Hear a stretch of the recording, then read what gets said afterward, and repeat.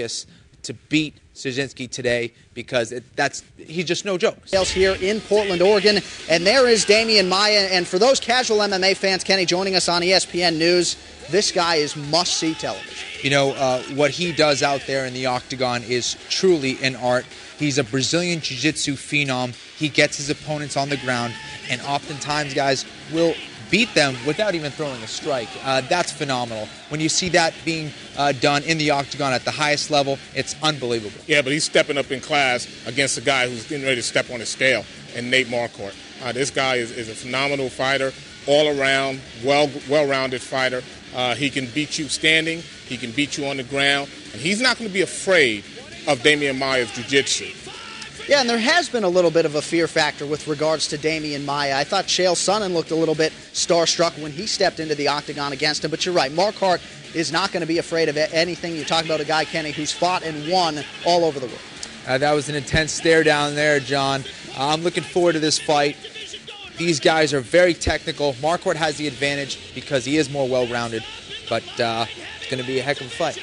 All right, now we get to the co-main event, a couple of light heavyweights that do have title aspirations. You have to think the loser here is going to be far away from that. Keith Jardine taking on Thiago Silva, and Kenny, Thiago Silva, a guy who tasted defeat the last time out against Lyoto Machida, and a big loss it was. Yeah, he comes out of a great camp, and I'm sure they have him in the best shape of his life. You learn a lot from a loss. And although it was a knockout loss, I think Thiago Silva is the kind of guy who's going to come back stronger. He realizes this is a huge fight for him. That was only his first loss. And, guys, it was against Lyoto Machida. Nothing to be ashamed of there. But I wonder about his confidence. He doesn't even look that confident on that scale right now. You just wonder, how much did that knockout take out of him?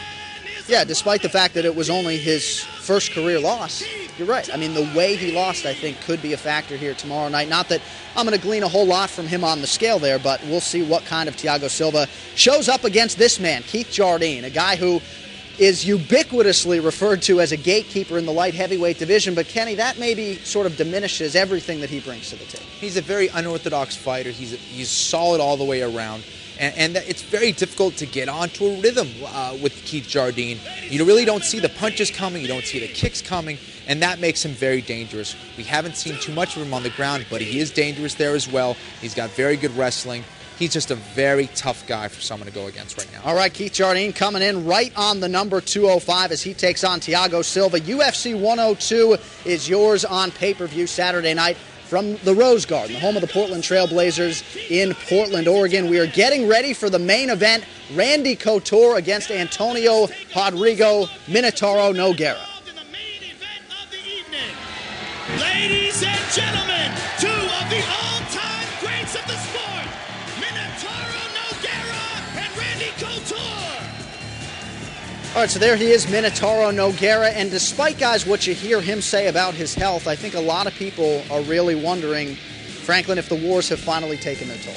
They may have, but he has a look of determination on his face right now. He's usually coming in a little more smiley, but not today. This is something he's really obviously taking very seriously. This is a career fight for him right now. This can determine his future. And he looks ready. He looks like he's on a mission. This is a leaner Nogueira than we've seen in the past. I know he mentioned with the Mir fight he was overweight. He wasn't able to train because of that knee injury and that staph infection. But this is a lean Nogueira. He looks focused. He looks ready for Randy Couture.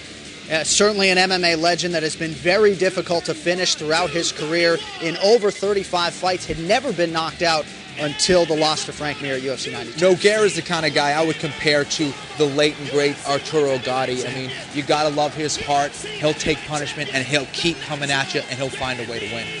He was hit by a truck at age 11 and still kept coming. All right, here he is.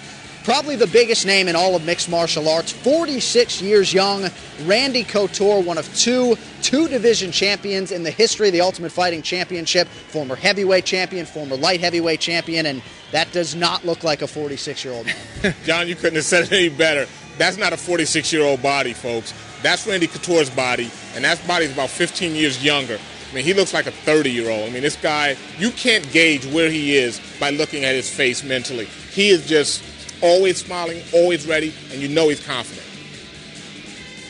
wasn't smiling at UFC 101 after his Florian prediction went awry. But you're right. I mean, he really has a great attitude, and despite, Kenny, everything that he's got going on in his life, still is able to focus on the training. Such a classy guy. He's the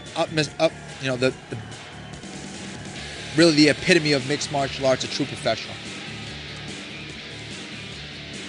All right, Minotauro, I'm going to ask you a question first. You are coming off of a disappointing fight with Frank Mir. I know this fight is very important to you. Please give us your thoughts on what tomorrow night means to you.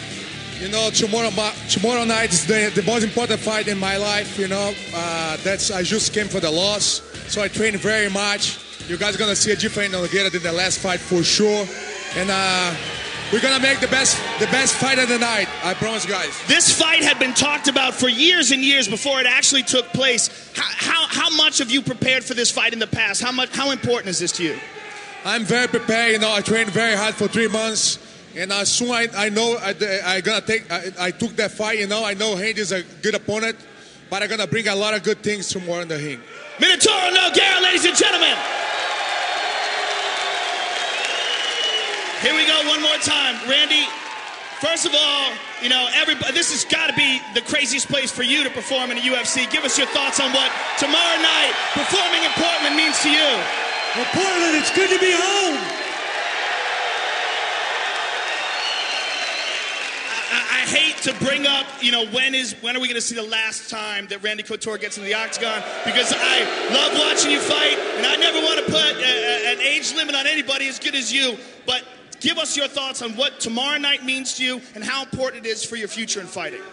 Well, obviously, it's a great fight. He's a tremendous opponent. This fight's a long time coming. And it's a pleasure to be on the main event here in the Pacific Northwest, where I grew up and where I lived for so long. You know, obviously, we're both coming off losses, but I don't know that matters. I think we're both marquee guys, and it really doesn't matter. I think we'll go out and have a good performance. It's going to be a great fight. Well, I can't wait to see it. I'm looking forward to it. The natural Randy